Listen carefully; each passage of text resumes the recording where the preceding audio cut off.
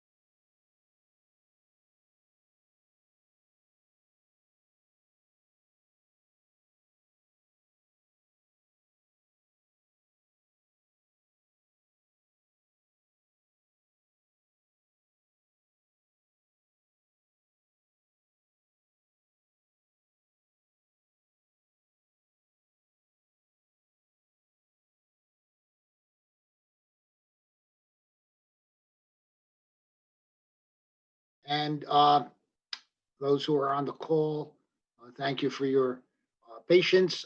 It was a much quicker executive session than anticipated. And I do have one correction. The item we did discuss will have a vote in the regular session. I was mistaken. All right, I do have a couple of comments to make. As was mentioned last meeting by Commissioner Solomon, Tom Walker is leaving the board. And those of you who worked with Tom know that Tom worked in a number of different capacities for us, applying his expertise to a number of different areas within the board. We're certainly going to miss Tom, and we all, I know, wish him the best as he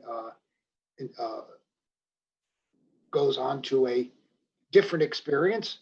He'll be going to New Jersey Transit and still with the state, so the state will not be losing Tom's expertise. So good luck, Tom. Also, Jessica Brand from our Clean Energy Division has also moved on. Yesterday was actually her last day. And we wish Jessica, she has not been with us that long, but we certainly wish her much success in her new endeavor. And I told both Tom and Jessica that they always have a home at the BPU.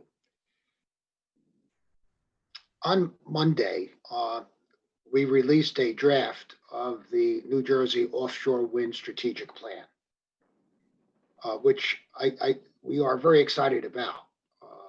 The final Offshore Wind Strategic Plan will provide us with a comprehensive roadmap for achieving Governor Murphy's goal of 7,500 megawatts of installed capacity by 2035.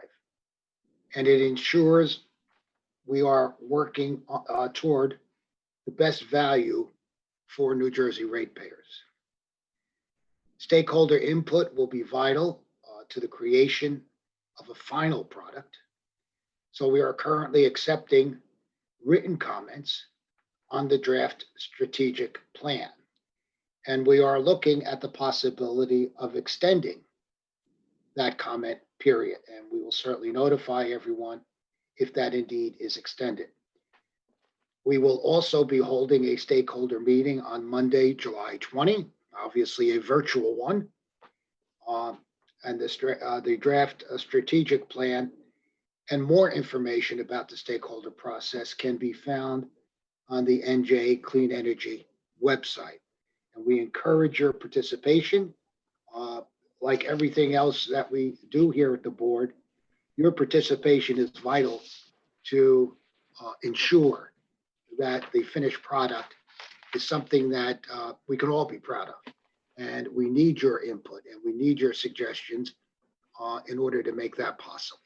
So please participate with these virtual stakeholder meetings that we've been having. I mean, we've had hundreds of people on. So people are participating, and I encourage you to do so with this particular one.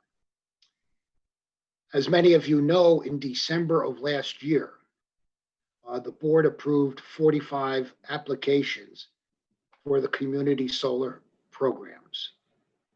All of the projects approved committed at least 51% of their capacity to low and moderate income subscribers.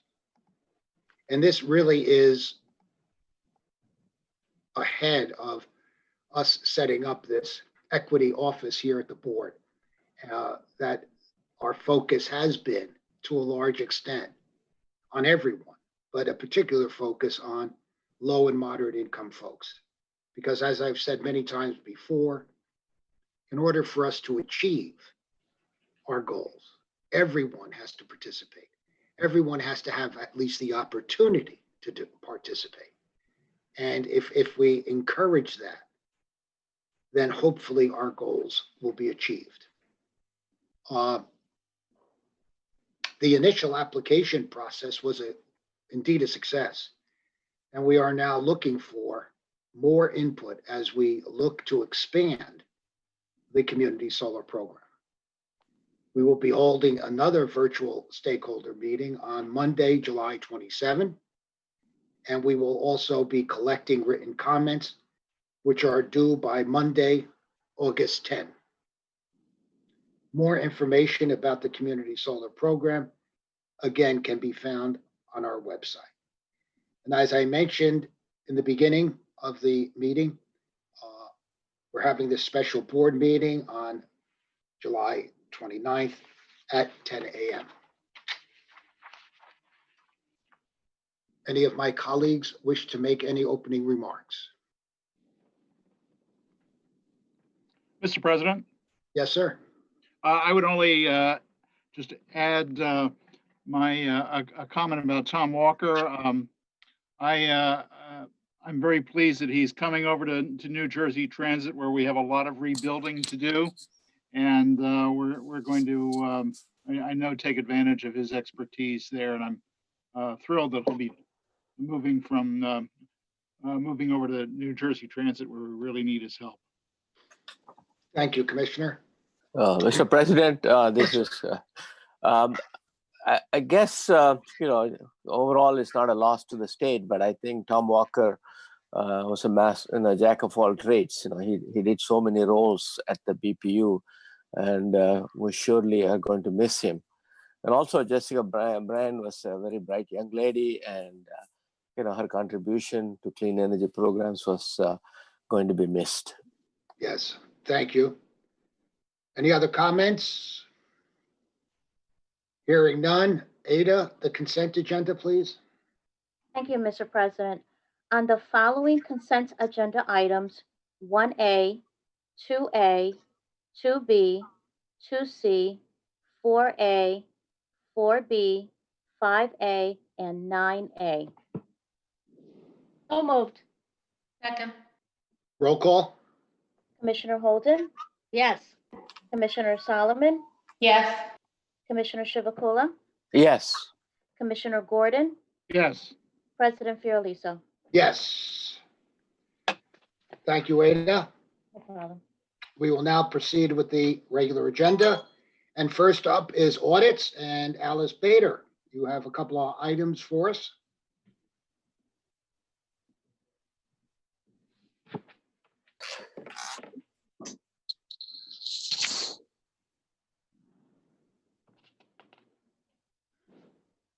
Alice, are you on?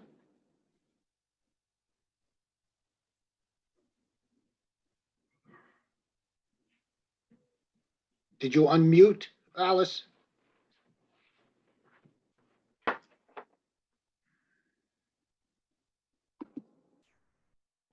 President, I think Alice is signed in as a phone number.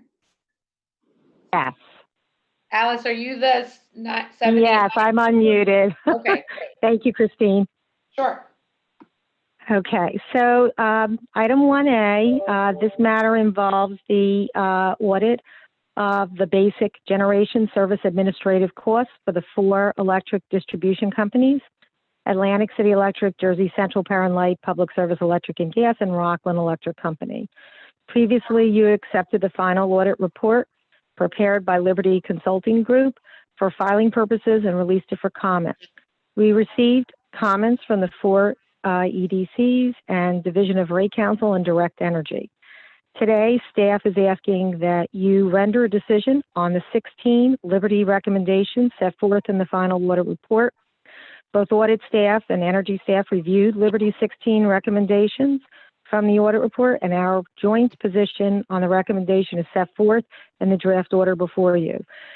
The audit review covered the administrative costs, including direct and indirect costs incurred by the EDCs. These costs include, but are not limited to, such items as hiring an auction manager, consultant fees, office space, auction room, patent costs, as well as other costs that the utilities incur with respect to the purchase of electricity. Recovery of these costs are generally recovered from each winning bidder through the tranche fees factored into the bidder's price, with the balance of these costs recovered through the EDC's BGS reconciliation charges, and in effect, ultimately a recovery from ratepayers.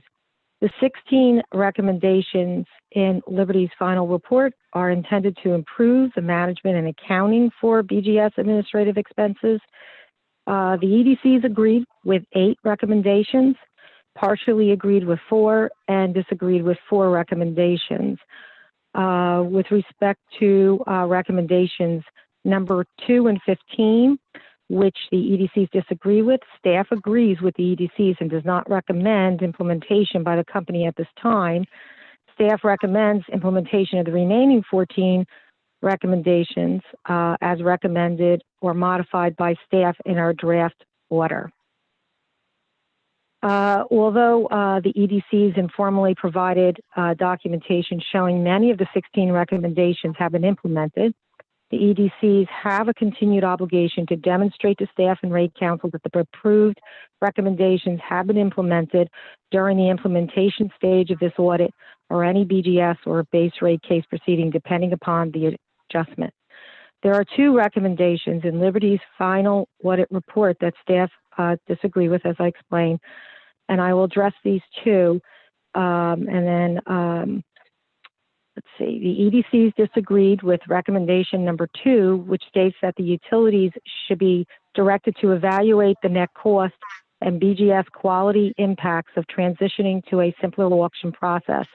The EDCs iterate past decisions on the BGS auction, identifying benefits of the current process, and that the board has reaffirmed the continued use of descending clock auction.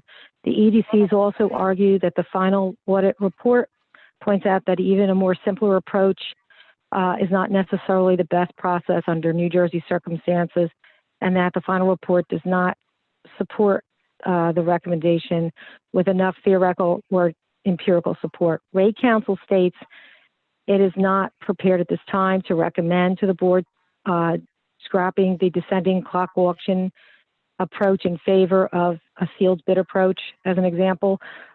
Rate Council states, however, that if there are other approaches, including the descending clock auction, that have similar results, the board should be open to thorough analysis of those options and alternatives to the present day descending clock auction approach, and making decisions that could change the DCA approach going forward. Board staff on this issue, on this particular recommendation, asks that the board reject recommendation number 2. The final report concluded the descending clock auction is more complex, resulting in more administrative and other costs. However, the final report also concluded that the descending clock auction process produces a comparatively high level of structure, transparency, objectivity, and control. It's very sound and particularly commendable in providing a highly and in some respects uniquely participative auction in terms of potential suppliers, resulting in a strongly supportive, robust bidder participation. Liberty further asserted that the descending clock auction also is a well understood means for securing BGS supply. Staff points out that that in the past 19 years, the board adopted a process to procure electric supplies for BGS customers that welcomed interested parties to provide their input and suggestions on this process, including an invitation for parties to propose how to procure BGS supply. No one has ever suggested abandoning the descending clock auction process completely. The most recent proceeding has also extended this invitation to parties to propose approaches on how to procure the BGS supply. Although the final order report identifies cost differentials between the sealed bid approach and a descending clock auction approach, staff does not recommend that the descending clock auction be abandoned or modified at this time. Therefore, staff recommends that the board reject recommendation number 2. Recommendation number 15 states that the EDCs should periodically subject the auction manager services procurement to meaningful competition. The EDCs disagree with this recommendation. The EDCs believe it is reasonable and prudent to treat NERA as a sole source provider with all the necessary controls over their charges and invoices, while acknowledging that the board receives the EDC's proposal for the designation of the auction manager on an annual basis. The EDCs argue that the auction manager has extensive experience and expertise in serving the auction manager in the New Jersey BGS auction. Rate Counsel agrees with Liberty's recommendation. Staff, however, does not concur with Liberty's recommendation for the following reasons. Because of the unique expertise of NERA, the successful descending clock auction process and management thereof, and patent issues related to the current DCA process, this recommendation poses a unique circumstance that must be considered when deciding to open the auction manager of the current descending clock auction procurement approach to competition. Also, given that staff is not recommending any changes or abandoning the current descending clock auction mechanism of procuring electric supplies, and that the final order report set forth findings that identified benefits resulting from the descending clock auction, staff does not recommend that the board direct the EDCs to solicit bid proposals for a new auction manager of the DCA or subject the auction manager competition at this time. Again, staff also recommends that the remaining 14 recommendations in the final audit report be approved by the board as set forth in the final audit report or as modified by the staff draft order. Thank you, Commissioners. Do I have a motion? I'll move the staff's recommendations. Second. Questions, comments? Roll call. On the motion to approve staff's recommendation, Commissioner Holden, Yes. Commissioner Solomon, Yes. Commissioner Chivukula, Yes. Commissioner Gordon, Yes. President Fiordaliso. Yes. Okay, Alice, now we're down to 1B. Okay. Item 1B is before you this morning involves a third-party supplier who failed to comply with certain provisions of NJSA 48:3-78 and New Jersey's Administrative Code, NJAC 14:4-1.1, etc. EnerPen USA LLC continue to operate as a third-party supplier after their license expired due to not filing a renewal application prior to their license expiration date.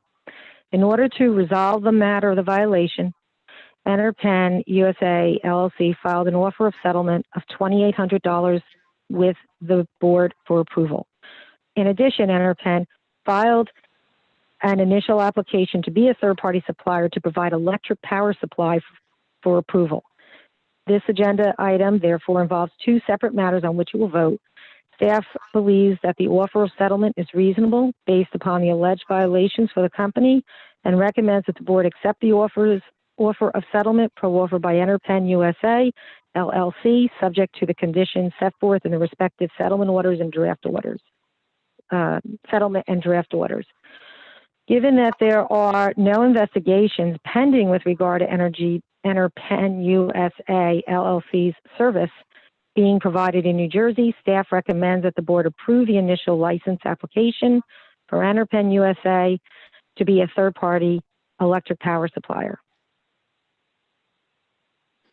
All right, this will require two votes.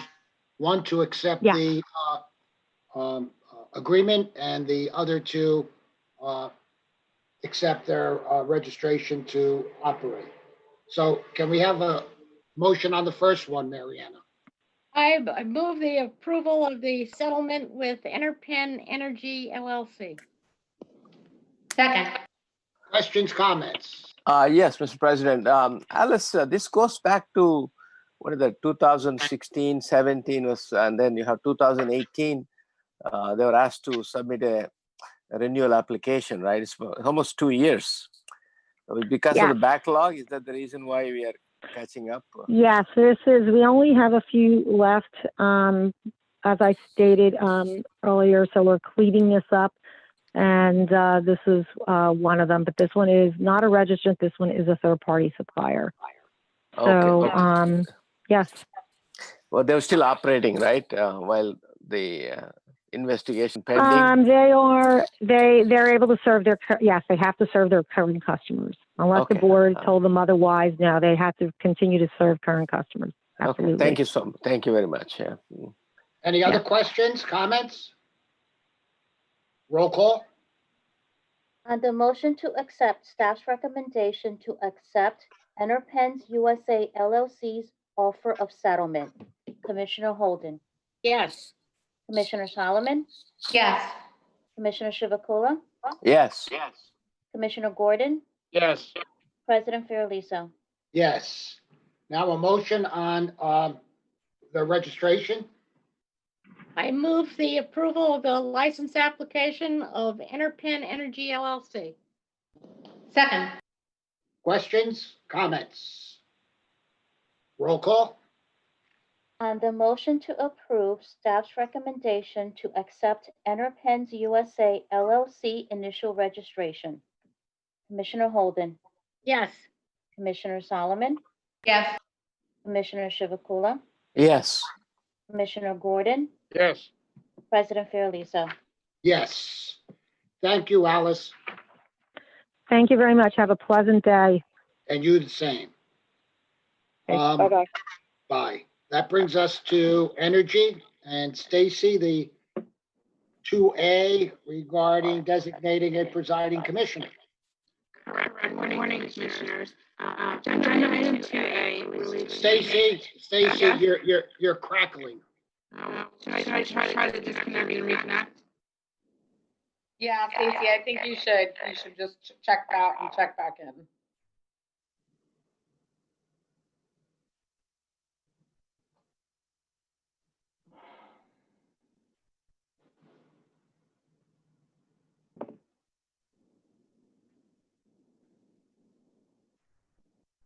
Is it better now?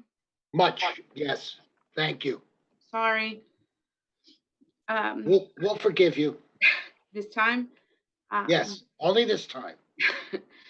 On May 12th, Commercial Metals Company filed a petition requesting that the board issue a declaratory ruling exempting CMC's load from renewable portfolio standards compliance.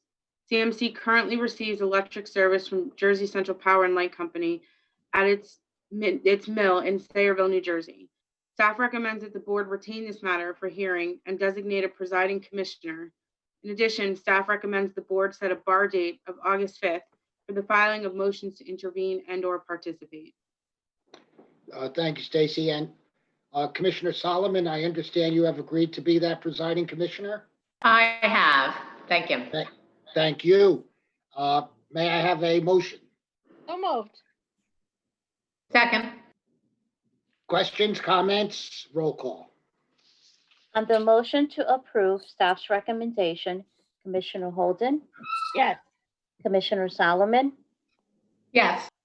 Commissioner Chivukula, Yes. Commissioner Gordon, Yes. President Fiordaliso. Yes. All right, 2B, Stacy?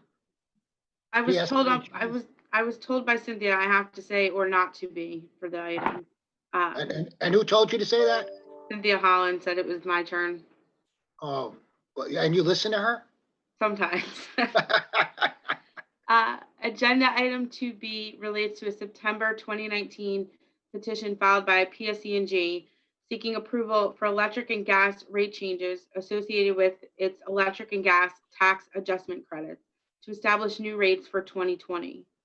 Based on the petition, the net impact of adjusting the tax was an overall refund of approximately $251.9 million.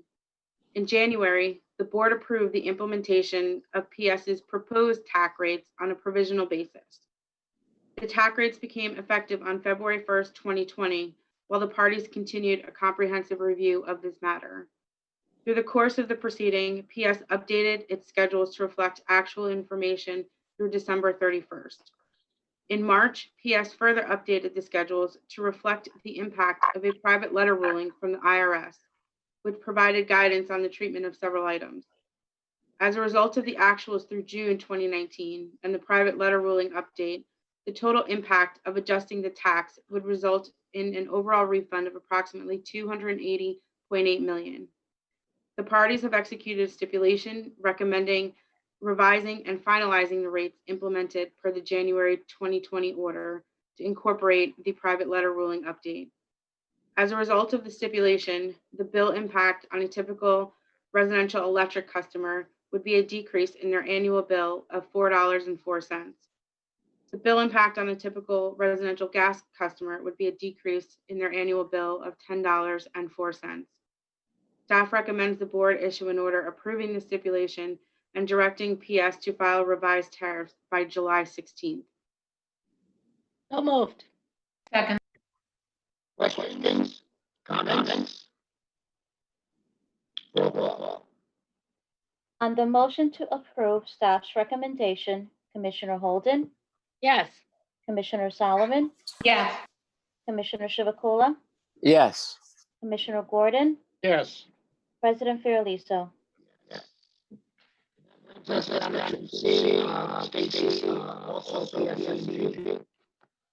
Yes.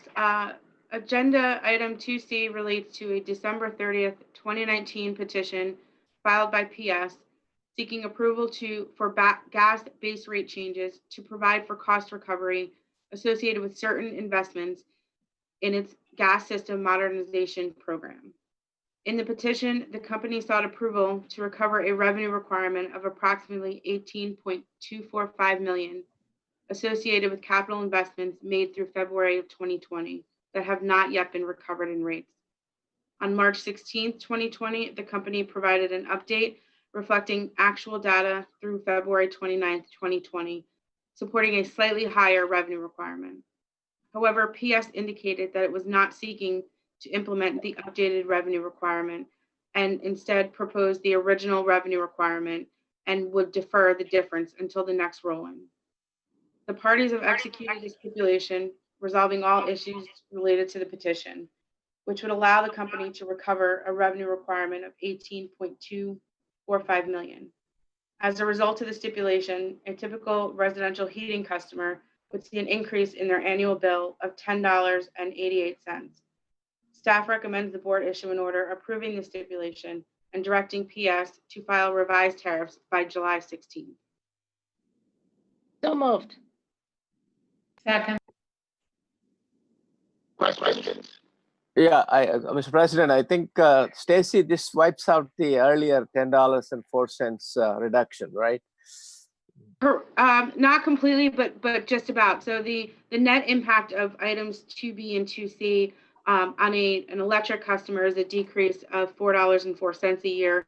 On the gas side, it's a net increase of 84 cents per year. So Okay. for a combined customer, it completely wipes it out, but almost on just the gas side. Okay, great. Thank you. That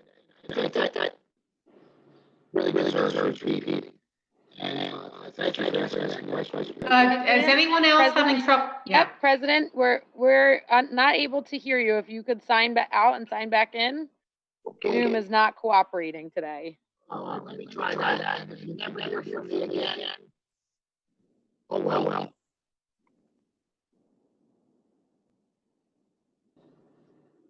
Let's give the president a moment to get signed back in.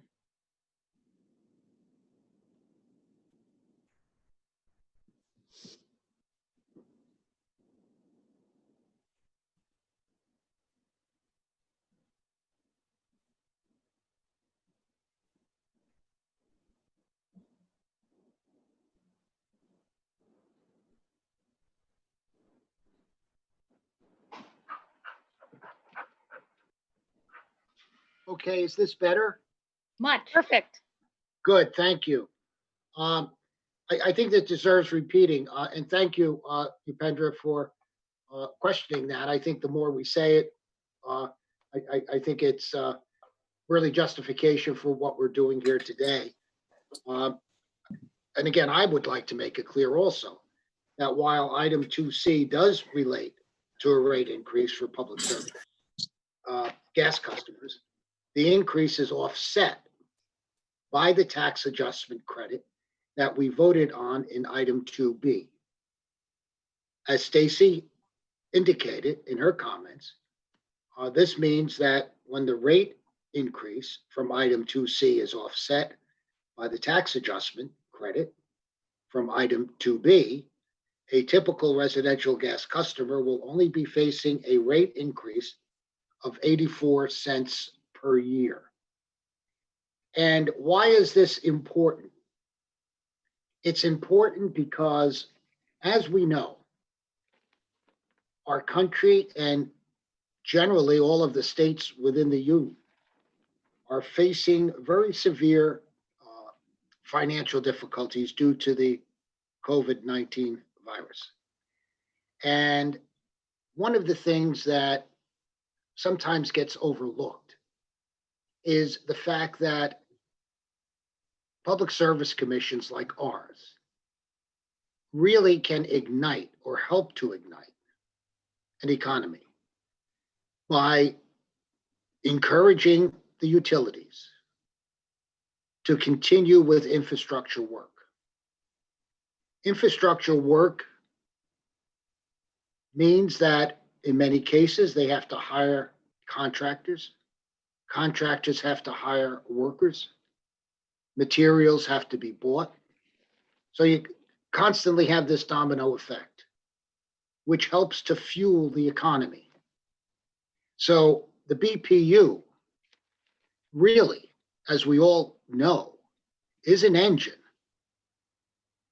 to help kickstart, not the only engine, but an engine to help kickstart the economy, which we know is extremely important right now because of the crises that we are in.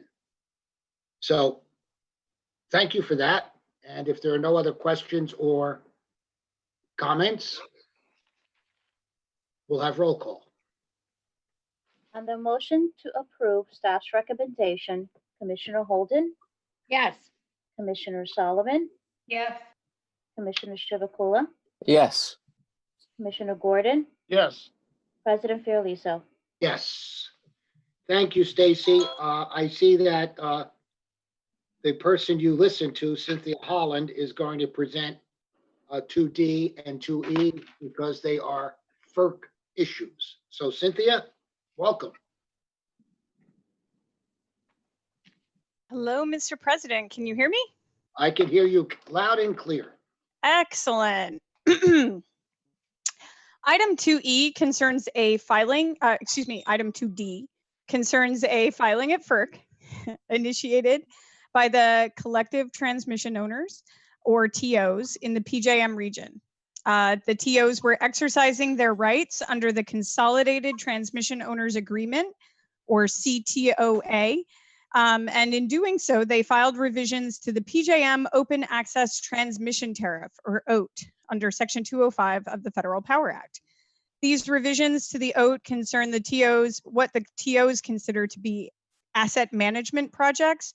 Specifically, these are projects to replace assets that are at the end of their useful life. The revisions to the OAT would establish a process for the transmission owners to coordinate with PJM on planning of these projects, but retain much of the control over these projects for the TOs. Staff has been actively following this proposal through the stakeholder process at PJM, where members did not endorse the proposal that the TOs filed with FERC. Nevertheless, the TOs did proceed to FERC, which required comments and protests to be filed by July 6th. So happy 4th of July. Staff acting on behalf of the board filed a protest on the following grounds. First, the TOs revisions unreasonably limit competition. Second, the TOs revisions do not allow for sufficient transparency in the planning process. And also the TOs revisions would not be consistent with cost causation principles. In addition, we acknowledged that the PJM members did vote in support of a separate solution package, which PJM filed with FERC on July 2nd. This separate proposal is also pending at FERC for approval. So there's now actually two proposals covering essentially the same subject matter area pending before the federal regulator. In the protest that we filed to the TO's proposal, staff asks that FERC coordinate its review of these two filings. As this position is consistent with both the Energy Master Plan and various prior pleadings that the board has filed regarding transmission, staff asks that the board ratify the intervention and protest in this proceeding at this time. So moved. Second. Questions, comments?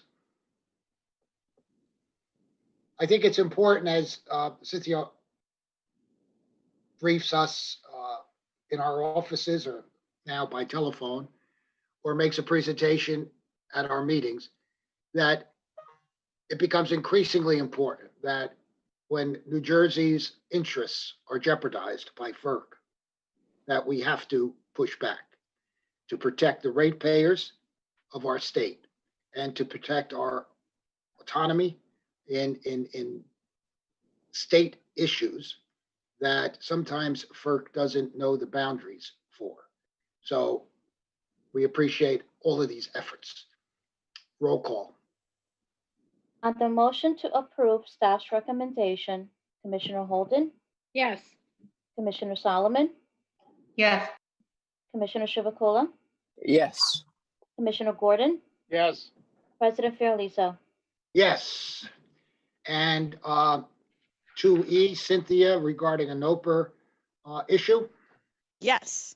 Item 2E concerns intervention and comments filed by staff on behalf of the board in a notice of proposed rulemaking, or NOPR, not to be confused with the MOPR, which staff has addressed at length on various prior agendas. This NOPR concerns incentive adders for transmission return, for the return on equity for different transmission projects. Sometimes these incentive adders are called FERC candy. And for many years, in fact, over a decade, the board has actively challenged FERC candy in various proceedings. Most recently, Governor Murphy's Energy Master Plan identified transmission ROEs as an area needing reform and required the board's engagement at FERC on issues concerning ROEs. And in fact, the draft Energy Master Plan specifically referenced the proceeding that led to the current NOPR. Consistent with that policy direction, the board's prior policy on transmission incentives, or FERC candy, staff thoroughly reviewed the NOPR and prepared comments that addressed a few key areas. First, staff asserts that the NOPR is not consistent with Section 219 of the Federal Power Act. That is the statute that governs these incentive adders. Second, staff is asserting that the NOPR does not provide good reasons, or in fact, a reasonable basis for the significant policy changes proposed. And thus, any adoption of this NOPR as a final rule would be arbitrary and capricious. Finally, staff asserts that the NOPR will not really achieve its intended purpose. And so that's quite a comment to that effect. The deadline for comments was July 1st. So again, happy 4th of July. And therefore, staff is asking that the board ratify staff's intervention and comments in this proceeding at this time.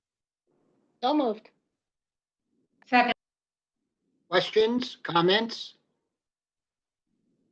Roll call, please. On the motion to approve staff's recommendation, Commissioner Holden, Yes. Commissioner Solomon, Yes. Commissioner Chivukula, Yes. Commissioner Gordon, Yes. President Fiordaliso. Yes. Thank you, Cynthia. Thank you, Mr. President. Have a great day. And you the same. There are no items under cable, television, or telecommunications, or water. That brings us down to reliability and security. Jim, you will be presenting 6A. Yes, sir. Good morning, Commissioners. Good morning, Jim. Commissioner, staff is presenting for your consideration and action a readoption without change of Title 14, Chapter 29, Energy Emergency Rules. The current rules are set to expire, but are necessary for the continued supply and delivery of energy during an energy emergency declaration. As you know, these rules set the parameters and requirements for the distribution and sale of natural gas, electricity, and petroleum fuel products during a significant crisis or energy emergency event. They cover how the services are to be made available, the retail conditions and restrictions, curtailment of services, rationing of services, and the rules and implementation for usage reduction. The current version of the rules was adopted with amendments by the board September of 2013. They are set to expire in September of 2020. Therefore, staff recommends that you re-adopt the rules at this time.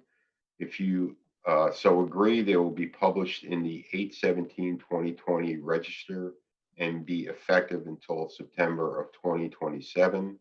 And I'd just like to thank Suzanne of Council's office, who really bullied this through and got it on the agenda. Did a great job. Subject to questions, that's our recommendation, Commissioners. So moved. Second. Jim, the last time we exercised this rule, correct me if I'm wrong, obviously, was for Sandy. Is that correct? That is correct. That is Okay. correct. And it is an important tool, obviously, for the board to have in emergency situations like a Sandy or other types of emergencies that might arise. This is a vital tool for the board to have. Yeah. Absolutely. Yes. Good. All right. Are there any questions or comments for Jim? Hearing none, roll call, please. On the motion to approve staff's recommendation, Commissioner Holden, Yes. Commissioner Solomon, Yes. Commissioner Chivukula, Yes. Commissioner Gordon, Yes. President Fiordaliso. Yes. Thank you, Jim. Thank you, Commissioners. There is no items to be considered under customer assistance. That brings us to clean energy and item 8A, which is going to be presented by Jim Ferris. Good morning, Jim. Good morning, Mr. President. Good morning, Commissioners. This matter is in response to a petition submitted to the board by Ocean Wind seeking to increase the number of 12 megawatt turbines authorized by the board in the November 13th, 2019 order approving the use of the 12 megawatt turbine. In its original application to the board in December of 2018, Ocean Wind identified the turbine that would be used for the Ocean Wind 1100 megawatt project. However, Ocean Wind also stated in their application that they were evaluating other turbines for use in the project. On June 19th, 2019, the board approved the Ocean Wind 1100 megawatt project as a qualified offshore wind project and set an annual OREC allowance of 4,851,489 megawatt hours per year, which is referred to as the annual OREC allowance. The annual OREC allowance sets the maximum amount of energy that the project could generate each year. On October 2nd, 2019, Ocean Wind submitted a petition to the board seeking authorization to utilize the GE 12 megawatt turbine for the project. This petition included the number of turbines needed to achieve the annual OREC allowance. The board approved this petition on November 13th, 2019. On May 18th, 2020, Ocean Wind submitted the petition at issue, requesting confirmation that it may install more than the number of 12 megawatt turbines approved in the November 13th, 2019 order. The request to increase the number of 12 megawatt turbines is based on an analysis conducted by Ocean Wind to update the modeling and processes used to forecast energy production. This analysis used additional data from Ørsted's operating offshore wind projects. The updated models and processes showed a greater than previously anticipated impact of two effects on energy production from wind farms: the blockage effect and the wake effect. The blockage effect arises when the wind slows down as it approaches turbines, and the wake effect is the aggregated influence on the energy production of the wind farm, which results from the changes in wind speed caused by the impact of the turbines on each other. As a result of the analysis, Ocean Wind will need to increase the number of turbines in order to consistently achieve the annual OREC allowance. Staff believes that the goal of the 1100 megawatt solicitation was to procure clean offshore wind energy generation and thereby realize all of the benefits associated with that clean energy generation. The increase in the number of 12 megawatt turbines is nominal, and staff believes it is a reasonable increase to achieve the annual OREC allowance and thereby achieve the maximum amount of energy that the project could generate each year. The increase in nameplate capacity due to the additional turbines is also nominal and is within the range of nameplate capacities considered by the board in June of 2019. There will be no increase to the OREC price and no impact on ratepayers due to the increased number of turbines. There will also be no impact to the project schedule as a result of this change. Staff recommends that the board approve the petition as submitted by Ocean Wind to increase the number of 12 megawatt turbines over the number approved in the November 13th, 2019 order. Thank you. So moved. Second. Are there questions, comments for Jim? Roll call? On the motion to approve staff's recommendation, Commissioner Holden, Yes. Commissioner Solomon, Yes. Commissioner Chivukula, Yes. Commissioner Gordon, Yes. President Fiordaliso. Yes, thank you, Jim. You're welcome. Items 8B through 8E will be presented by Ben Goldstein, and they all relate to energy efficiency incentives exceeding $500,000. Good morning, Ben. Good morning, Mr. President, Commissioners. Can everybody hear me okay? Very well, thank you. Excellent. Item 8B, as the President just mentioned, relates to a commercial and industrial application over $500,000. 8B is for the East Brunswick Board of Education that submitted a pay for performance existing buildings application, requesting a financial incentive of $637,039 to be precise, and 58 cents for the installation of a variety of energy conservation measures, or ECMs, at the East Brunswick High School. This proposed project has a total cost of $1,712,000.81. This application proposes to install several different ECMs. The project would upgrade the school's interior and exterior lights with efficient LEDs, as well as install daylight dimming controls for the exterior lights that would be integrated into the district's building management system.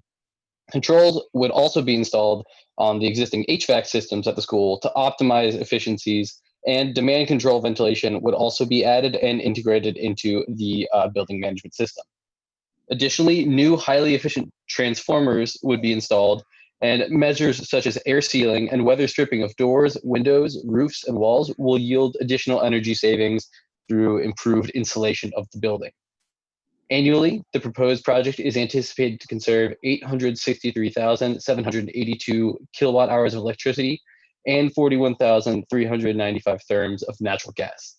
The project will also reduce peak electricity demand by an anticipated 247 kilowatts per year. Additionally, the project is estimated to result in annual energy cost savings of $146,852 for the school district. Without incentives, the payback period for this project is 11.7 years, and when factoring in the incentives, the payback period is reduced to 7.3 years. Staff recommends approval of this application. So moved. Do I have a second? Second. Any Second. questions? Any questions, comments? Roll call. On the motion to approve staff's recommendation, Commissioner Holden, Yes. Commissioner Solomon, Commissioner Chivukula, Yes. Commissioner Gordon, Yes. President Fiordaliso. Yes. Diane, I think you're having some trouble with your audio. Can you hear me now? No, you're all crackly. You might want to sign out and sign in. Okay.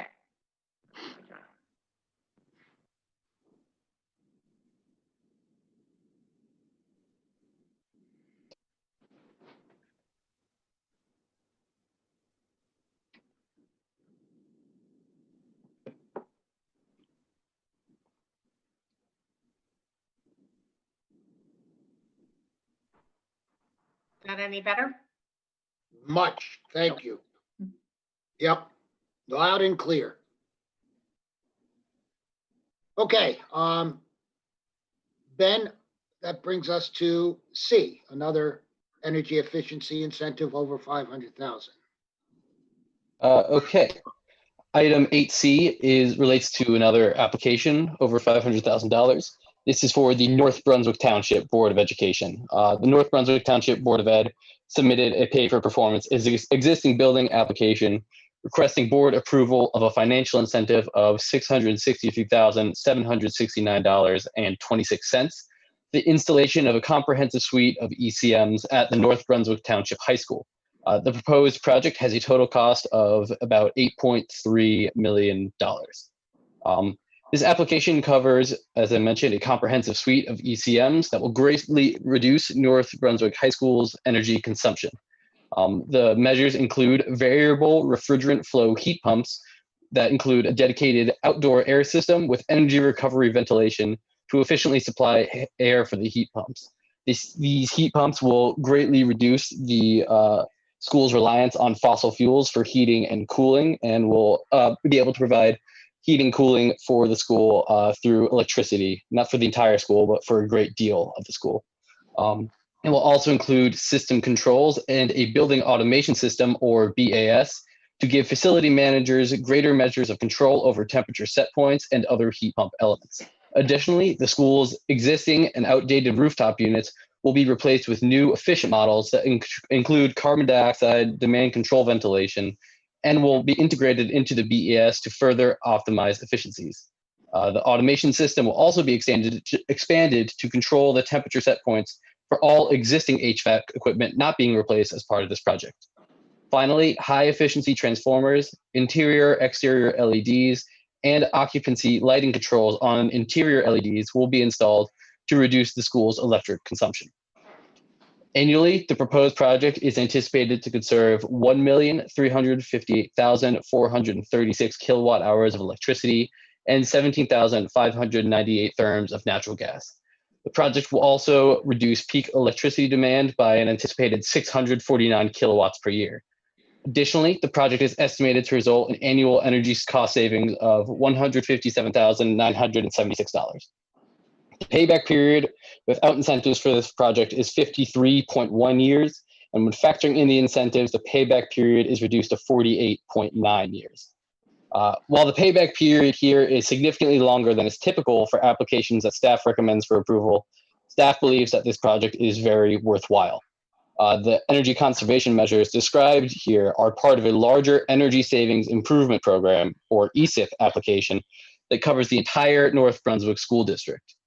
ESIP projects must result in a positive cash flow and meet payback requirements of no more than 15 years for most projects, or 20 years for projects that incorporate a combined heat and power system.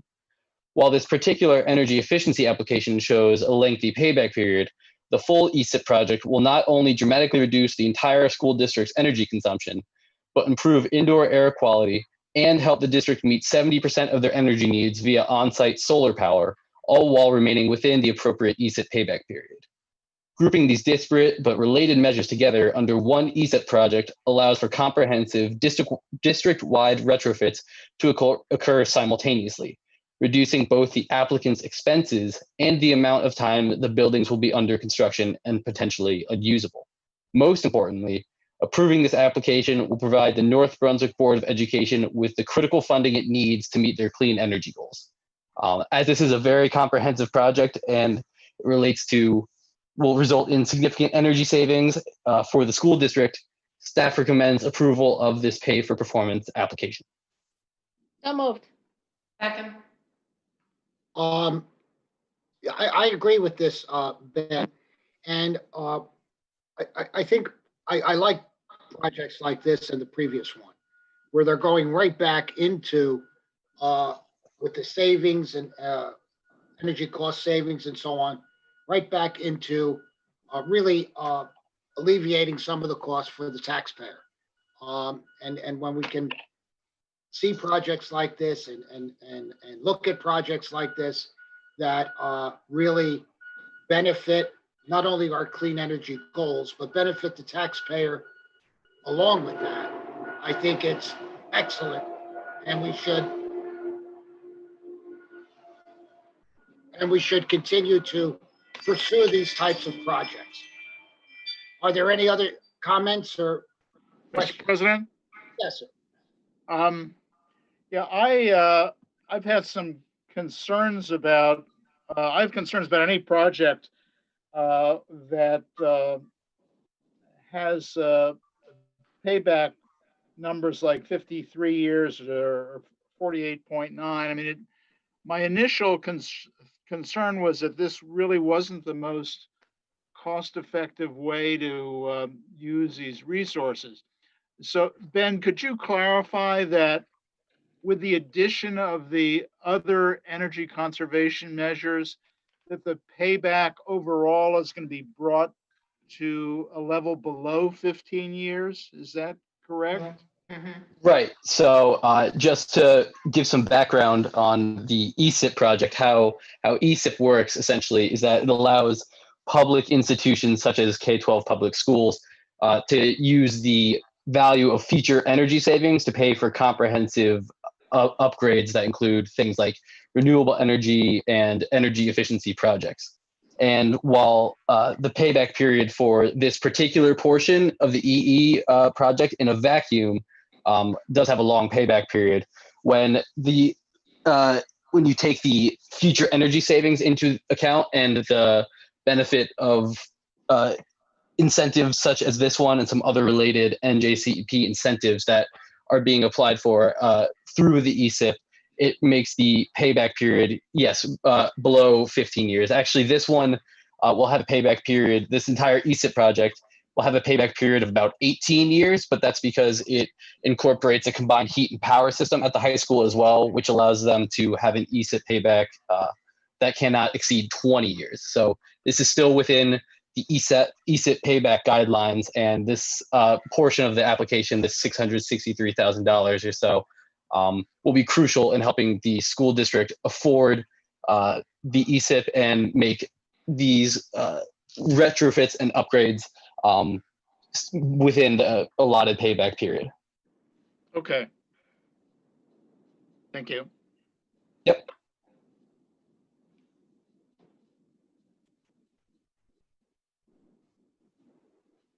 Any other questions or comments? Roll call, please. On the motion to approve staff's recommendation, Commissioner Holden, Yes. Commissioner Solomon, Yes. Commissioner Chivukula, Yes. Commissioner Gordon, Yes. President Fioliso. Yes. All right, Ben, D, regarding New Jersey Transit, and Commissioner Gordon, I see that you're recused, correct? Yes, I'm recused from this matter, Mr. President. Okay. So 8D, Ben. Okay. New Jersey Transit submitted a large energy users application requesting board approval of financial incentive of $1,603,766.67 for the installation of energy conservation measures at numerous locations across New Jersey. The project described in the application has a total cost of just over $4 million. The application proposes a few distinct energy efficiency upgrades. At the Meadows Maintenance Facility in Kearney, New Jersey, and the Vehicle Base Facility in Bloomfield, New Jersey, numerous existing light fixtures will be replaced with LED fixtures and occupancy sensors to greatly reduce these facilities' electric consumption. Additionally, NJ Transit plans to upgrade existing switch heaters at various locations throughout its territory with high-efficiency switch heaters. In cold condition, these heaters are used to preserve the correct operation of switches in the rail system. Existing electric heaters will be replaced with new heaters with a much more efficient design that provides 3 times more heat directly to the switch rail compared to the old design. Annually, the proposed project is anticipated to conserve 4,859,899 kilowatt hours of electricity and reduce peak electricity demand by 157.35 kilowatts. The project is estimated to result in significant annual energy cost savings of $418,245, as well as additional operational maintenance savings of $240,386 per year. The project's payback period without incentives is 6.21 years, and when factoring in these incentives, the payback period is reduced down to 3.77 years. and staff is recommending approval of this application. So moved. Second. I'm happy to see that New Jersey Transit continues to tap into our programs. Over the past couple of years, they have done it more than once. And again, just like the boards of education, this is something that directly affects the New Jersey taxpayer. And whatever we can save as far as energy consumption also extends our goal close, or extends what we're doing closer to our goal, and the taxpayer is also benefiting from it. So clean energy, green energy, not only is an economic tool, but it's also ultimately the initial cost in many cases is high. There's no question. But as we stretch out the years, and we can look at solar as one of those, the cost continues to decrease, and the amount of incentive in the economy, and again, the BPU is a natural engine to ignite our economy, not only through infrastructure work, but through clean energy itself. Any other comments, questions? Roll call, please. On the motion to approve staff's recommendation, Commissioner Holden, Yes. Commissioner Solomon, Yes. Commissioner Chivukula, Yes. President Fiordaliso. Yes, and that brings us to E, Ben. Okay. Item 8E relates to a staff recommendation to provide extensions to the New Jersey Clean Energy Program on some applications in progress there. Due to the COVID-19 pandemic, many of New Jersey's Clean Energy Program's customers with applications in progress are likely to face significant difficulties in meeting project completion deadlines.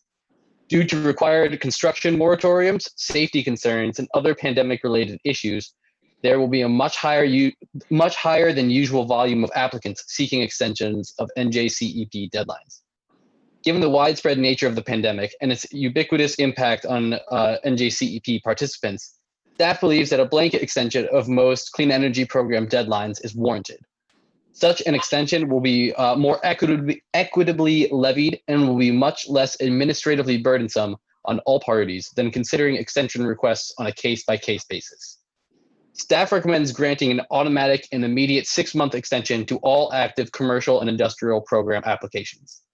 Active applications are applications that have been approved but have not been canceled or rejected, have not yet received final payments, or have not been submitted to the BPU for a waiver request. TRC, NJCEP's program administrator, will be responsible for informing impacted applicants of the additional time they are eligible to utilize. Additionally, staff recommends granting a similar extension to home performance with Energy Star projects in claimed status. This is a residential program and is administered in such a way that automatic extensions are not necessary, as TRC has the capability to review these requests quickly and grant extensions as needed. No other residential programs necessitate an extension at this time. As there is no approved extension policy on the books so far, staff recommends that the board allow home performance with Energy Star contractors to request a 6-month extension from TRC as needed and grant TRC the ability to approve these extensions as needed. So moved. Second. Are there any questions or comments? Roll call, please. On the motion to approve staff's recommendation, Commissioner Holden, Yes. Commissioner Solomon, Yes. Commissioner Chivukula, Yes. Commissioner Gordon, Yes. President Fiordaliso. Yes. Thank you very much, Ben. Thank you. Have a good rest of the day, everybody. And you the same. All right, that brings us to 8F and 8G. And Scott Hunter is going to be presenting 8F regarding New Jersey American Water. Scott? Yes, sir. How do I sound? You sound wonderful, Scott. Excellent. On February 4, 2020, New Jersey American Water filed a petition seeking a TREC factor of 1.0 for floating solar arrays generally and for a specific project, a floating 8.5 megawatt photovoltaic array proposed for their Canoe Brook water treatment facility. According to the petition, the Canoe Brook project proposed would be located on a reservoir at the facility in Milburn Township and will be one of the largest in North America. The petitioner asserts that there has been significant investment in the engineering, design, development, and safe harboring of the project for the federal investment tax credit. You'll remember that the Clean Energy Act of 2018 required the board to close the legacy SREC registration program to new entrants and to modify or replace the program with another incentive.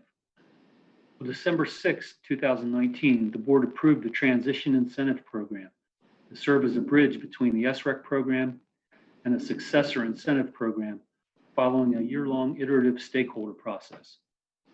The transition incentive is to be delivered via Transition Renewable Energy Certificate, TREC. The TREC has a base incentive value of $152 per megawatt hour. That base value is tailored to various solar market segments by the application of factors that reflect the representative costs of building in that market segment and to their varying revenue expectations. The factors allow the Transition Incentive Program to provide differentiated financial incentives for different installation types, with the goal of ensuring that ratepayers are providing the minimum necessary financial incentive to develop diverse types of projects. The board identified 8 market segments and assigned each a factor ranging from 0.6 to 1.0, with the full value per TREC provided to projects with the highest incentive gap, like landfills and brownfields and non-residential rooftops. On January 8, 2020, in an order clarifying certain aspects of the Transition Incentive Program, the board stated that new or innovative solar technologies can file a petition with the board requesting that these type projects be assigned a TREC factor. The Canoe Brook petition, which received a letter of support from the potential developer and owner, provides as arguments in favor of granting the highest TREC factor, various environmental attributes, and the several similar projects that are known to be in the various stages of development in New Jersey. The project supporters note that the DEP has approved the Borough of Sayreville's 4.4 megawatt floating solar array, which was completed and energized last year and is currently the largest operational floating solar project in the United States.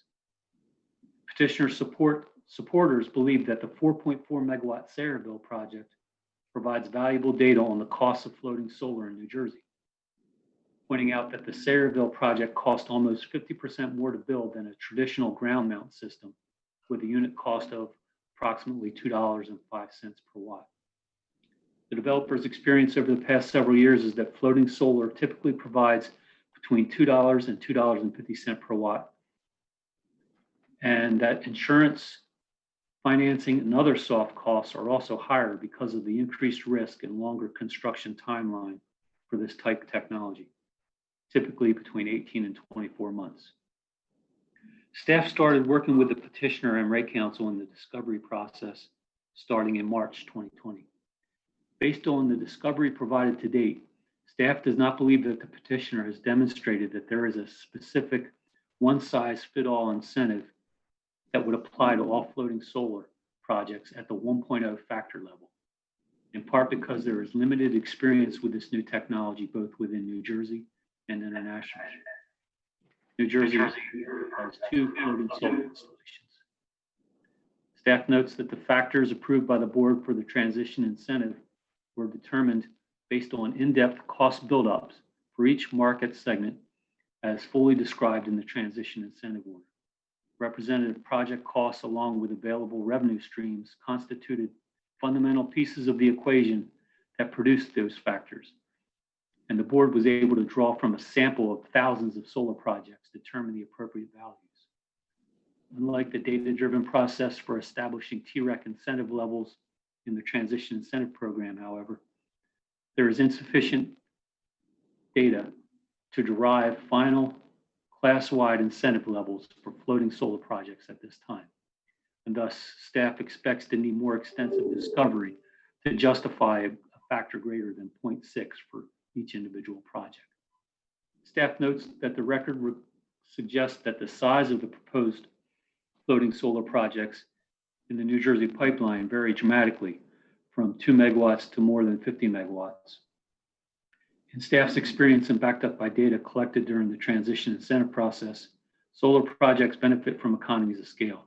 Larger projects often need a significantly lower incentive level than smaller projects, especially when they are net metered. Staff recognizes the potential for floating solar to play an important role in New Jersey's solar future.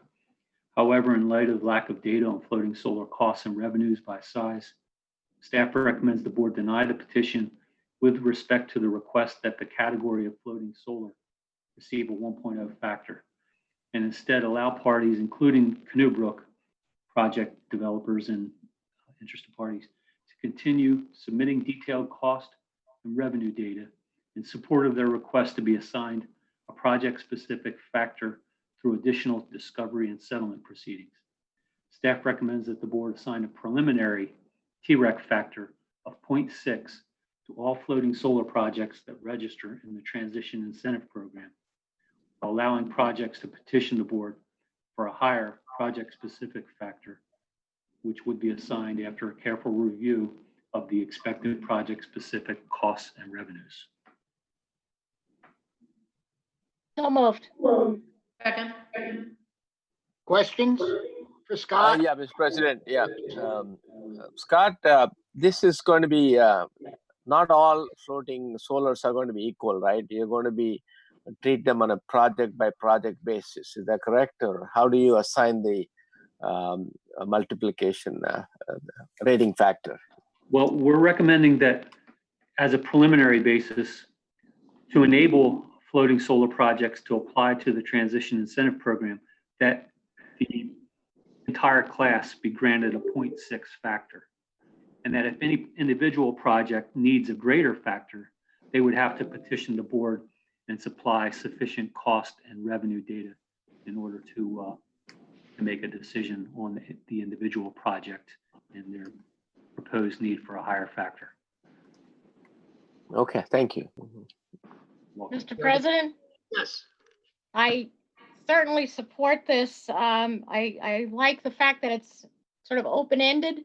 It has some finality to it, but it's open-ended to additional discovery and settlement in individual cases. But I really think this could spark some similar, and if you'll pardon the pun, spark some similar energy reduction programs with any water facilities, whether water or wastewater, whether we regulate them or they're unregulated, as municipal or municipal utility authorities. I think there's a lot of potential here.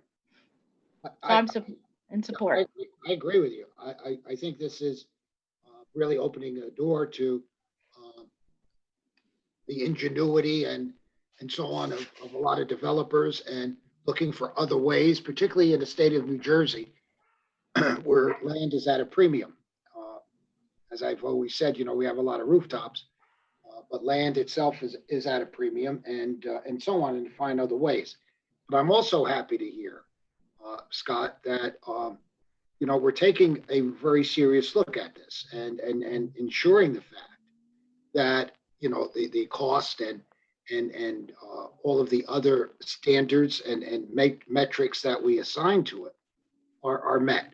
And that's what we have to do, because it, like we've always said, we want to meet our goal, no question. But the ratepayer and so on is always paramount. And we look at projects prudently. And, when we feel and staff feels that it's appropriate to move forward, then it's appropriate to move forward. So I like the analysis and the research that went into this. Any other comments, questions? Roll call, please. the motion to approve staff's recommendation, Commissioner Holden, Yes. Commissioner Solomon, Yes. Commissioner Chivukula, Yes. Commissioner Gordon, Yes. President Fiordaliso. Yes. Now, 8G, Scott, involving KDC and their SREC registration requirements. There are a number of dockets here. Is this going to be individual votes? No, sir. I believe it can be accomplished with one vote. They submitted one petition for similar treatment all across the board. Very good. So proceed, Scott. Thank you. Thank you, Commissioner. President Fiordaliso. Commissioners, on March 20th, 2020, KDC Solar submitted a petition on behalf of KDC Solar Kingsland, KDC Solar Avon, and KDC Solar Rutherford East, LLC, for an extension of time to register those 3 grid supply solar projects in the Solar Renewable Energy Certificate Registration Program, SRP. The one-page petition attributed the current public health crisis and resulting business disruption to the need for an extension. The board provided conditional certifications for these 3 projects on March 9th, 2020, with an effective date of the order being March 19th. The RPS rules for SREC registration in the Administrative Code at Title 14, Chapter 8, Subchapter 2.4C1 includes in part the requirement that a solar electric generation facility shall submit an initial registration package within 14 business days from the effective date of an order granting approval, conditional certification, or designation. The SREC registration process described in the same subchapter of the rule at subchapter E or subchapter 2.4E states that if the deadline for a registration submittal is not met, any SRECs based on electricity generated by the solar facility shall not be usable for compliance with this chapter until 12 months after the solar facility received an authorization to energize. In light of the ability of many solar developers to continue processing SREC registrations through April 30th, 2020 without issue, staff recommends that the board deny the petitioner's waiver request and direct staff to implement the penalty for failure to register within 14 business days. Because the activities required for SREC registration can all be conducted in the online registration portal within the parameters established by the governor's executive orders. Staff also recommends that the board direct KDC Solar to complete the registration for each individual project within 14 days of the effective date of this order, consistent with the SRP rules and the board's most recent directives to similar subsection T applicants. Additionally, in previous cases where a subsection T applicant had failed to register within 14 days of the board's order, the board has imposed a fine upon the applicant. Staff is not recommending that a fine be imposed on the developer in this case, but rather grant an additional amount of time for registration of the 3 projects, since it furthers the state's goal of siting solar facilities on properly closed sanitary landfill facilities, and find that the petitioner failed to demonstrate special circumstances or provide good cause that would justify a waiver of the board's rules.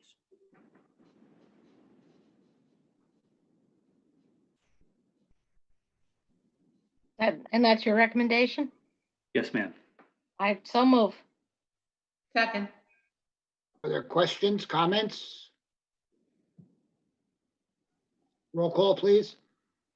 On the motion to approve staff's recommendation, Commissioner Holden, Yes. Commissioner Solomon, Yes. Commissioner Chivukula, Yes. Commissioner Gordon, Yes. President Fiordaliso. Yes. Don't go away, Scott, because you're coming back for a do-over. Yes, sir. Okay. 8H, regarding electric vehicles. Kathleen Lewis, how are you today? I am good, Mr. President. How are you? Fine, thank you. You can hear me okay? Loud and clear, Kathleen. Wonderful, thank you. 8H, as a result of delays and closures in response to COVID-19 and the timing of the program's launch, Some applicants may be deemed ineligible for the incentive through the Charge Up New Jersey program's terms and conditions. Staff has reviewed those eligibility concerns and recommends limited exemptions should be made from the requirements that were impacted by COVID-19 related delays.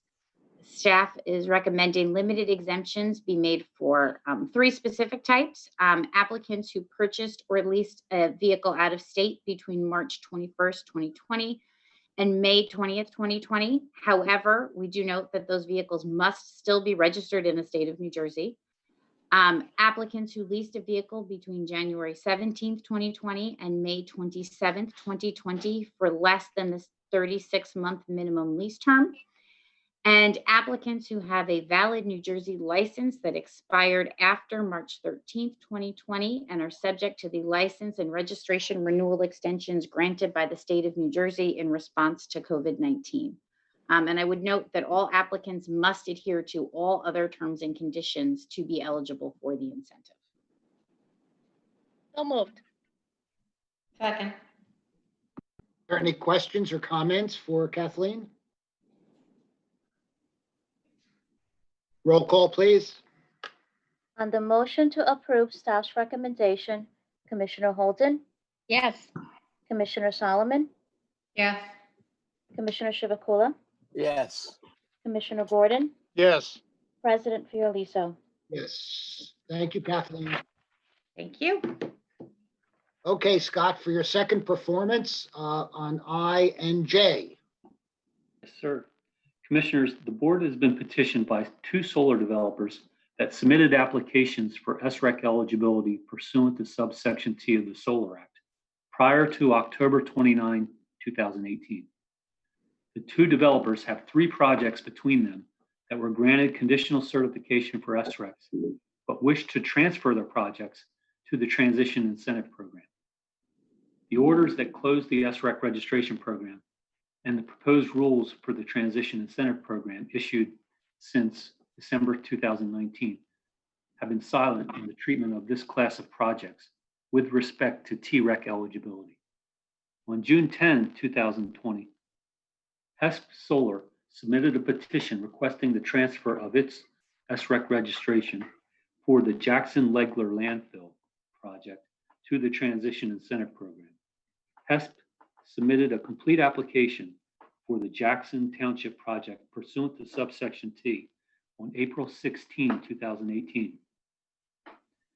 On August 29, 2018, based on the information provided in the application and the NJDEP's determination that the solar project as proposed is a properly closed sanitary landfill under the Solar Act, the board conditionally certified the HESP Jackson landfill application pursuant to subsection T. Also on June 10, 2020, HESP submitted a petition requesting the transfer of its SREC registration for the Mount Arlington Borough landfill project to the Transition Incentive Program. HESP submitted a complete application for the Mount Arlington Borough project pursuant to subsection T on April 16, 2018. On December 18, 2018, based on the information provided in the application and DEP's determination that the proposed solar array as rendered in the drawing titled Overall Proposed Site Plan is located on a properly closed sanitary landfill facility under the Solar Act. The board conditionally certified the HESP's Mount Arlington application pursuant to subsection T. And on June 11th, 2020, Arrowhaven submitted a petition requesting the transfer of its SREC registration for the Arrowhaven landfill project to the Transition Incentive Program. Arrowhaven submitted a complete application pursuant to subsection T on March 28, 2018. On November 19, 2018, based on the information provided in the application and the NJDEP's determination that the proposed solar project as rendered on drawing C-1 Arrowhaven Sanitary Landfill conceptual site plan layout dated August 9, 2018 is located on a portion of the landfill that qualifies as a properly closed sanitary landfill facility under the Solar Act. The board conditionally certified the AC Power Arrowhaven application pursuant to subsection T. In its petition, Arrowhaven also requested an extension of time beyond the deadline proposed in the transition incentive rules for subsection T applications submitted after October 29, 2018. The proposed rules establish a deadline for subsection T projects that transfer to the transition incentive program of the later of April 30th, 2021, or the deadline date established in the original order granting the project a conditional SREC certification. The petitioner argues the extension is necessary to accommodate revised interconnection requirements mandated by Atlantic City Electric and PJM Interconnection LLC, the regional transmission organization. Additionally, staff notes that there are at least 4 other projects that are similarly situated to these 3 projects, meaning they had submitted a subsection T application for conditional certification on or before October 29, 2018, were granted conditional certification by the board that has not yet expired and have not yet achieved commercial operations that are also likely to request similar treatment. Staff recommends that the board grant the ability of the petitioners to transfer their SREC registrations to the Transition Incentive Program. To obtain full certification for TREC eligibility, the board should require Arrowhaven and HESP transfer their projects' SREC registrations to the Transition Incentive Program prior to the board's announcement of the opening of a successor incentive program in accordance with the proposed transition incentive rules at Title 14, Chapter 8, Subchapter 10.4D. Petitioners should also be directed to submit registrations in the TREC registration portal that is online through the New Jersey Clean Energy Program website. Staff recommends the board direct developers and owners of similarly situated subsection T projects seeking eligibility for the transition incentive to submit registrations in the TREC portal. Should staff determine that such a registration meets the program requirements, staff recommends it be given the authority to grant a conditional TREC certification for the project with a deadline to commence commercial operations by the later of the date set by the board order granting the project conditional certification for SRECs, plus any extensions that have been granted, or April 30th, 2021, in accordance with the proposed rules cited earlier. A project that meets these conditions, as well as its case-specific subsection T conditions, should be determined eligible to receive TRECs. Staff recommends the board affirm that the conditions required for these projects' SREC eligibility discussed in the previous orders apply to the project's TREC eligibility.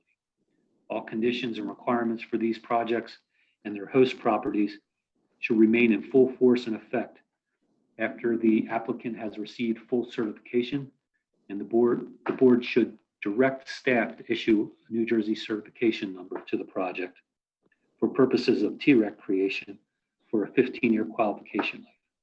And finally, staff recommends the board that the board find that the Arrowhaven project has pointed to very specific factors that require an extension of time to complete, including the case-specific delayed interconnection process that was largely out of its control. And since Arrowhaven has demonstrated significant progress on its project, grant an extension to October 18, 2021. Motion. Thank you. Second. Second. Okay. Any questions, comments for Scott? Roll call, please. On the motion to approve staff's recommendation, Commissioner Holden, Yes. Commissioner Solomon, Yes. Commissioner Chivukula, Yes. Commissioner Gordon, Yes. President Fiordaliso. Yes. All right, Scott and Jay. One more, commissioners. I hear you, Scott. Go for it. May 28th, 2020, Sincarfa submitted a petition for a clarification or amendment to the board's order of November 21st, 2019, regarding the Gloucester Environmental Management Services, Inc., GEMS landfill. At the November 13th, 2019 agenda meeting, the board granted conditional certification of eligibility for SRECs to the application submitted by Sincarfa for the GEMS landfill pursuant to subsection T of the Solar Act of 2012. The petitioner seeks clarification that the GEMS project eligibility for SRECs may be transferred to the Transition Incentive Program. And on June 2nd, 2020, Sincarfa submitted a revised subsection T application for the project, seeking to increase the capacity of the proposed solar electric generation facility from 4.2 megawatts DC to 4.5 megawatts DC.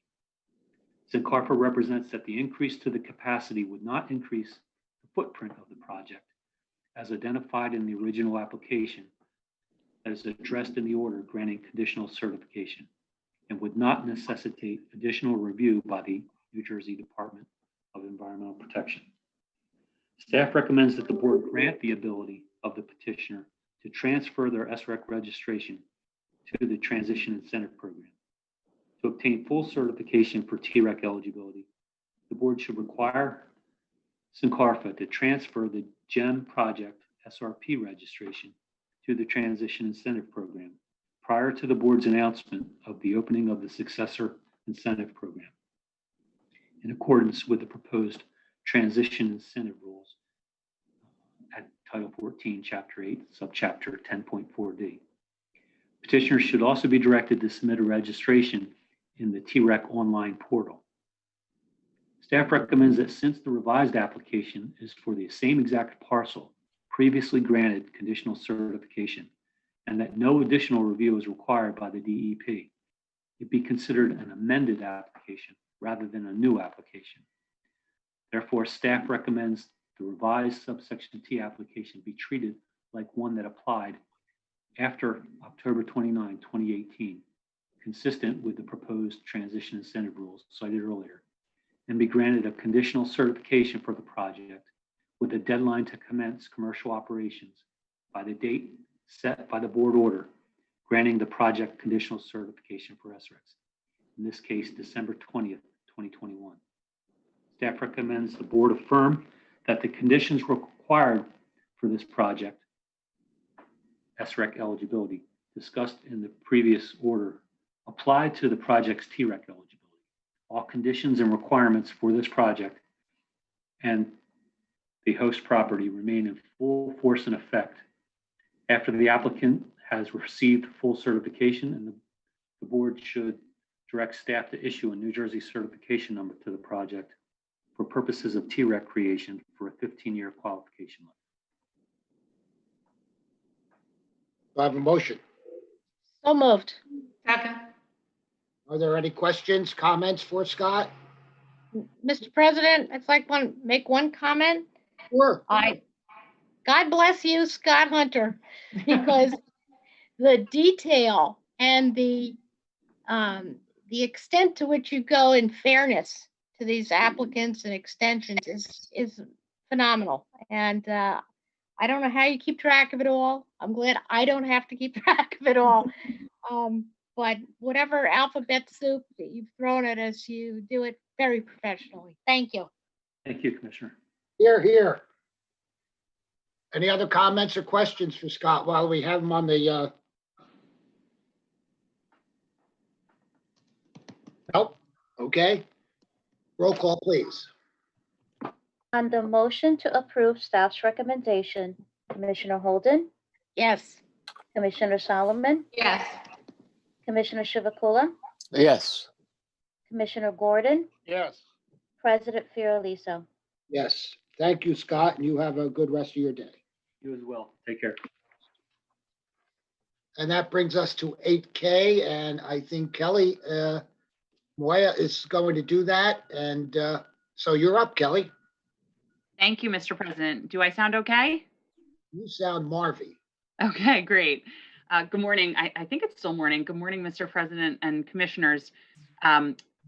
Item 8K is about the budget extension. The board approved the New Jersey Clean Energy Program's fiscal year 2020 budget through a June 21st, 2019 board order, which was trued up and revised through a January 8th, 2020 board order, revised for a second time through an April 6th, 2020 board order, and extended through a July 2nd, 2020 board order. On April 14th, 2020, Governor Murphy signed into law a bill that extended the state's current fiscal year to September 30th, 2020. On June 30th, Governor Murphy signed into law the budget for the extended state fiscal year. In order to align with the New Jersey Clean Energy Program's fiscal year with the state's fiscal year, staff will be proposing to extend the New Jersey Clean Energy Program FY20 for an additional 3 months through September 30th, 2020. Board staff is currently developing recommendations for that proposed 5th quarter FY20 extension for the board's consideration at the July 29th agenda meeting. To accommodate this development and the opportunity for full public comment on the full 5th quarter extension, the Division of Clean Energy today again recommends another no cost extension of the FY20 programs and budget for the period between today, July 15th, and July 29th, 2020, to allow for programs to continue until the board considers the third revision of FY20 programs and budget on July 29th. Staff further recommends that the board direct the utilities to continue to make monthly payments to the Clean Energy Program Trust Fund in accordance with the June 21st, 2019 board order and consistent with current policies and procedures. Staff finally recommends that the board authorize the entities currently delivering New Jersey Clean Energy programs to continue delivering the programs consistent with approved program plans and budgets, and for those entities to enter into or extend any contracts required to continue delivering the programs as authorized by the Division of Clean Energy. So moved. Second. Any questions or comments for Kelly? I just have one comment, Kelly. I know it's appreciated by all of us, me and my colleagues, that you have kept everyone so much up to date on these budget items that I think most of us even understand it by now. All of the briefings and so on are much appreciated, and we really it gives all of us a better handle on exactly what is happening and so on, and that's so extremely important. So you and your colleagues in the Division of Clean Energy, I want to commend all of you for a job well done, not only on the budget, but as we proceed with a skeleton crew, really. And that has to be mentioned. And, you know, we're constantly recruiting people and constantly trying to hire the right people, not only for clean energy, but throughout our divisions. And it is a very difficult thing, unfortunately, to do that. And particularly in this economic time that we're in, it's even more difficult to get things approved. But the governor's office has been very receptive to us, and hiring good people is an ongoing process here at the BPU. So with the numbers that you have and the numbers that all of our division directors have within their respective division, I want to say thank you. Thank you for keeping the wheels turning here at the BPU under adverse conditions. Not only are we not together, but we're also experiencing a crisis that none of us, not even me, you know, I wasn't even around for the 1918 flu. So it's something that none of us have experienced, and we're all learning as we continue to go step by step. So I want to commend the entire staff of the BPU for a job well done. And I know that you will continue to do that and know that it is appreciated at the highest levels. So thank you very much. Thank you. Thank you, Mr. President. Any other comments, questions? Roll call, please. On the motion to approve staff's recommendation, Commissioner Holden, Yes. Commissioner Solomon, Yes. Commissioner Chivukula, Yes. Commissioner Gordon, Yes. President Fiordaliso. Yes. Thank you, Kelly. And that brings us to miscellaneous item 9A, which I inadvertently said we were not going to act upon, but we are. So, Maureen Clerk, you're up. Good afternoon, Commissioners. Can you hear me okay? Yes, we can. Okay. Item 9A is regarding the board's payment assistance for gas and electric program known as PAGE. PAGE provides relief on gas and electric bills for low to moderate income households in need and is currently administered by the Affordable Housing Alliance of Neptune, New Jersey. Due to the forthcoming expiration of the current contract, staff is recommending the board put the administration of PAGE out for bid again at this time. In order to initiate that process, staff recommends that the board release a notice of grant availability for publication in the New Jersey Register to solicit bids from nonprofit organizations seeking to administer PAGE on a going forward basis. If the board approves this recommendation, the notice will be published on August 17th in the Register and on our website. It's staff's goal that we return to you with a recommended grantee by the October 28th board agenda meeting. Therefore, staff recommends the board approve this notice for publication in the New Jersey Register. So moved. Second. Questions, comments? Roll call, please. On the motion to approve staff's recommendation, Commissioner Holden, Yes. Commissioner Solomon, Yes. Commissioner Chivukula, Yes. Commissioner Gordon, Yes. President Fiordaliso. Yes. Thank you, Maureen, and have a good day.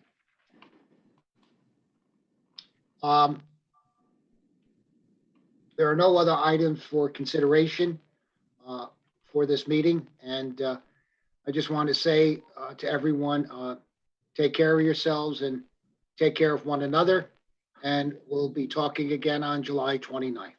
May I have a motion to adjourn? So moved. Second. All those in favor signify by saying aye. Aye. We are adjourned. Thank you very much, folks.